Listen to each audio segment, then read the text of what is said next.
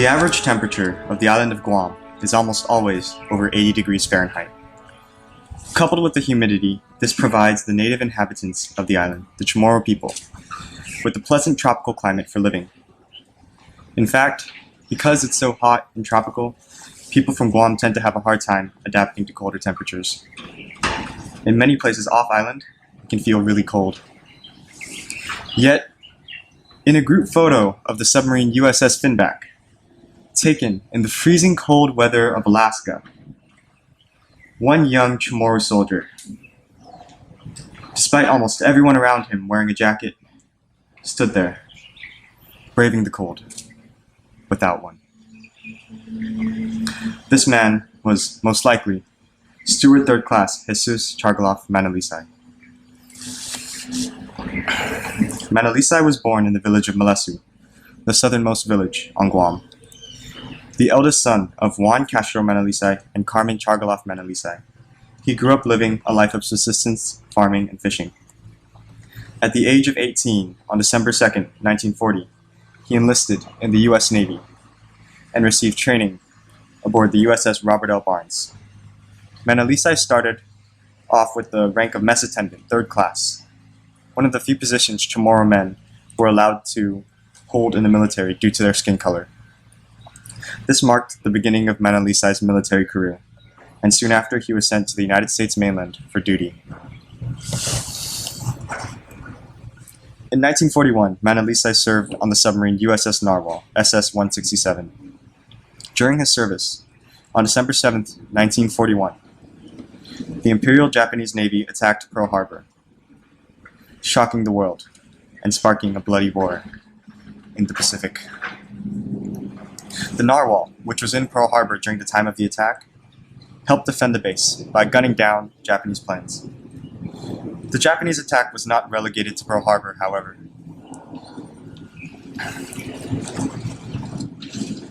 Hours later, they also attacked Manalisay's home island, Guam, which they occupied for the next 2.5 years.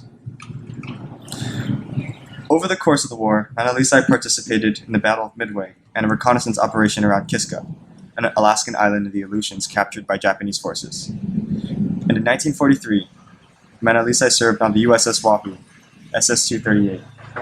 The Wahoo embarked on a highly perilous war patrol, infiltrating the Sea of Japan, located between western Japan, the eastern Korean peninsula, and parts of Russia.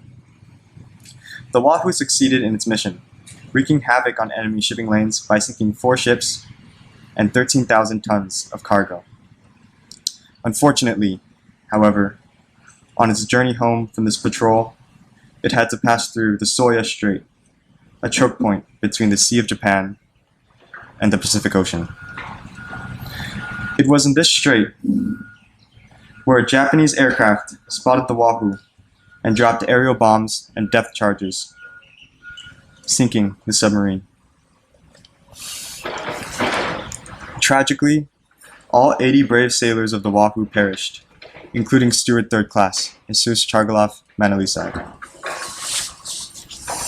Even though Manalisay was limited in his ability to help in the war due to the color of his skin, he still patriotically fought and died not only for the United States, but for the hope that the U.S. would eventually liberate his home and his family back on Guam from the horrors of enemy rule.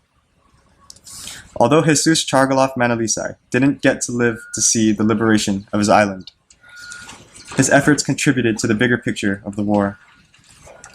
Manalisay's service in the U.S. Navy is a testament to his courage and epitomizes the fact that you don't have to be well known to be a war hero. Most soldiers lived silent lives and made sacrifices and endured hardships that went largely unknown, yet their stories are still profound and heroic in their own ways.